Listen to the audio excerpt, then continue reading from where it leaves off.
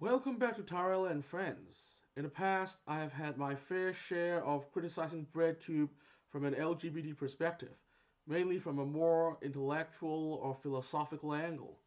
However, other people like my friend Simply Happy have had similar feelings but from a more practical top 40 hits angle, if you know what I mean. Today I'm going to interview Simply Happy, a self-described top 40 person who doesn't like BreadTube but doesn't really care about the philosophical side critiques from people like myself either. So let's start. Simply Happy, why do you call yourself a top 40 person?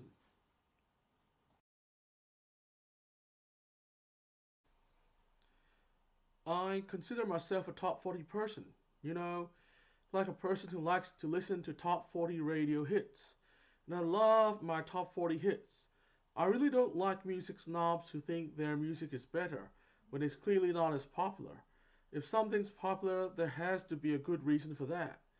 I also have this attitude towards almost everything else in life.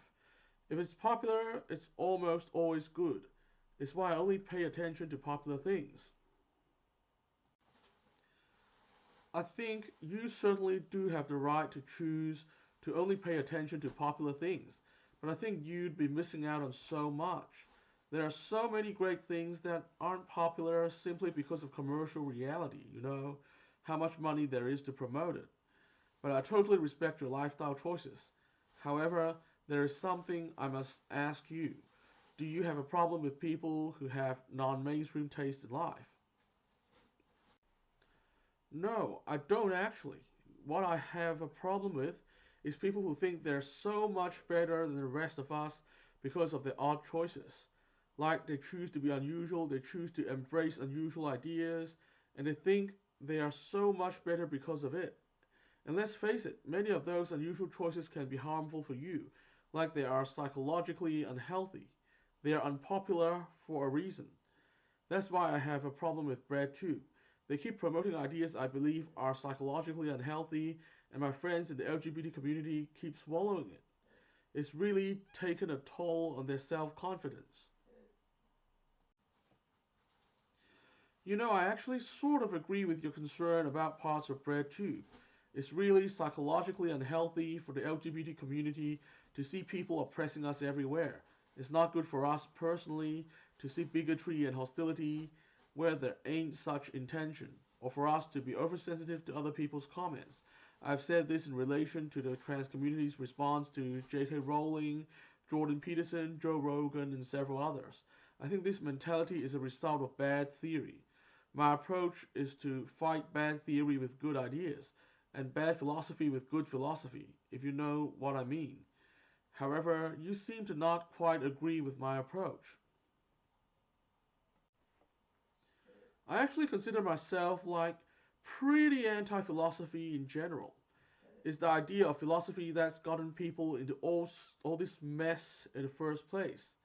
If people could live in the here and now, and there's nothing more than that, I think many people would be happier.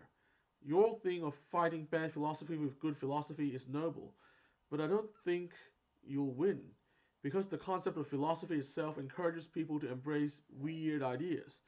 So, as long as the concept exists, the weirder ideas will win. That's why the solution is to stop debating philosophy and listen to more Top 40 radio. Philosophy is unpopular and Top 40 radio is popular for a very good reason. But you said you were concerned that your LGBT friends are being sucked into problematic philosophy.